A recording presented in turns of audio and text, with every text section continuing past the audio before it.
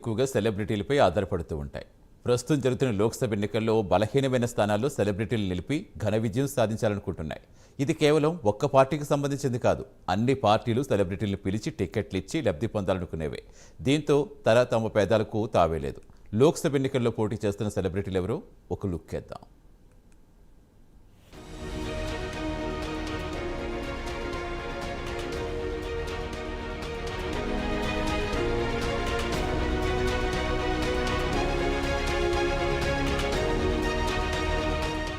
రాజకీయ పార్టీలకు, సెలబ్రిటీలకు మన దేశంలో అవినాభావ సంబంధం ఉంది.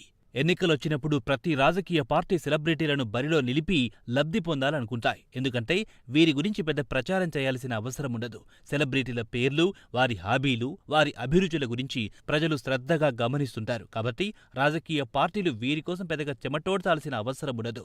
పెద్దగా నిధులను సమకూర్చాల్సిన అవసరముండదు. బలహీనమైన స్థానాల్లో వీరిని నిలిపి వీలైనన్ని ఎక్కువ స్థానాలను గెలుచుకోవాలనుకుంటాయి రాజకీయ పార్టీలు. ఇక ప్రస్తుతం కొనసాగుతున్న లోక్సభ ఎన్నికల విషయానికొస్తే భారతీయ జనతా పార్టీ ఎక్కువ మంది సెలబ్రిటీలను బరిలో నిలిపింది. రామాయణ నటుడు అరుణ్ గోవిల్ను ఉత్తరప్రదేశ్లోని మీరట్ టికెట్ ఇచ్చి పోటీకి నిలబెట్టింది. ఏడాది జనవరి 22న ప్రధానమంత్రి నరేంద్ర మోదీ అయోధ్యలో శ్రీరాముడి ప్రాణప్రతిష్ఠ చేశారు. రామాయణ సీరియల్లో నటించిన అరుణ్ గోవిల్ను బరిలో నిలిపి లబ్ధి పొందాలనుకుంటోంది బీజేపీ.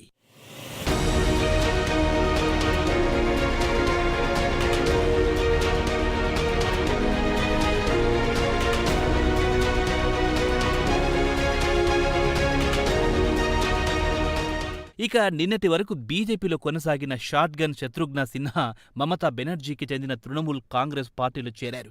బాలీవుడ్ నటుడు కూడా అయిన సిన్హాను ఆమె పశ్చిమ బెంగాల్లోని అసన్సోల్ నియోజకవర్గం నుంచి పోటీకి నిలిపారు.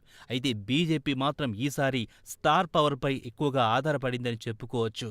ఎందుకంటే భోజ్పురి సూపర్ స్టార్ రవికిషన్ను గోరఖ్పూర్ నుంచి పోటీకి నిలుపగా, ఒక్కప్పటి డ్రీమ్ గర్ల్ హేమా మాలినీని మధుర నియోజకవర్గం నుంచి పోటీకి నిలిపింది. ఇక కాషాయ పార్టీ విషయానికొస్తే పారా ఒలింపియన్ దేవేంద్ర ఝఝరియాను రాజస్థాన్లోని చురా నియోజకవర్గం నుంచి పోటీకి నిలిపింది.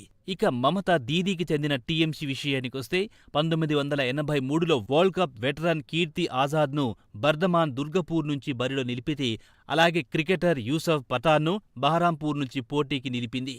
ఇక రచన బెనర్జీ విషయానికొస్తే ఆమెను దీదీ నంబర్ 1గా పశ్చిమ బెంగాల్ ప్రజలకు సుపరిచితమే. ఆమె టీఎంసీ టికెట్పై హూగ్లీ నియోజకవర్గం నుంచి పోటీ చేస్తున్నారు. 2 సార్లు ఎంపీగా గెలిచిన బెంగాలీ సూపర్ స్టార్ దేవ్ కూడా మొదినాపూర్ నుంచి పోటీ చేస్తున్నారు.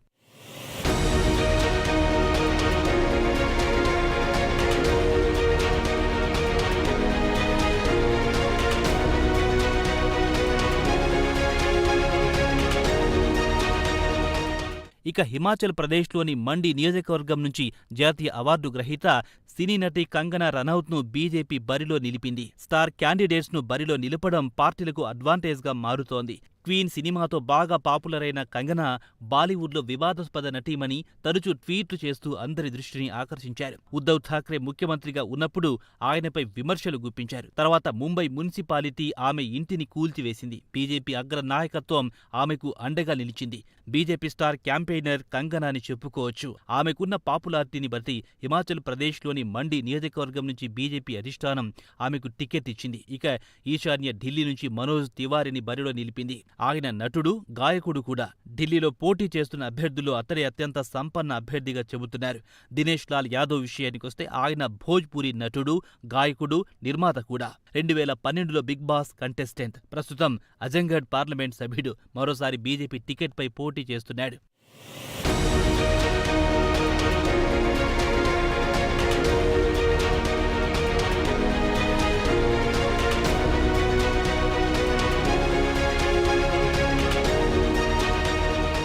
ఇక లోక్సభ ఎన్నికలు ముగిసిన కేరళ విషయానికొస్తే ఇక్కడ మలయాళం సీనియర్ నటుడు సురేష్ గోపి త్రిశూర్ నుంచి బీజేపీ టికెట్పై పోటీ చేశారు. అలాగే మలయాళం ప్రసిద్ధ నటుడు సిట్టింగ్ లెఫ్ట్ ఎమ్మెల్యే ఎం ముఖేష్ కొల్లాం లోక్సభ నియోజకవర్గం నుంచి పోటీ చేశారు. అలాగే బీజేపీ కేరళలోని సినీ నటుడు జి కృష్ణకుమార్ను ముఖేష్కు వ్యతిరేకంగా బరిలో నిలిపింది.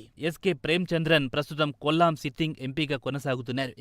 ఇక కేరళకు పొరుగున ఉన్న తమిళనాడు విషయానికొస్తే రాజకీయాల్లో ఇక్కడి సినీ నటులు కీలక పాత్ర పోషిస్తారు. గత కొన్ని దశాబ్దాల నుంచి ఇదే తంతు కొనసాగుతోంది. అయితే కేరళ విషయానికొస్తే ఇప్పుడిప్పుడే పోలిస్తే ఇక్కడ కూడా సినీ రంగానికి చెందిన సెలబ్రిటీలు క్రమంగా రాజకీయాల్లో ఎంట్రీ ఇస్తున్నారు.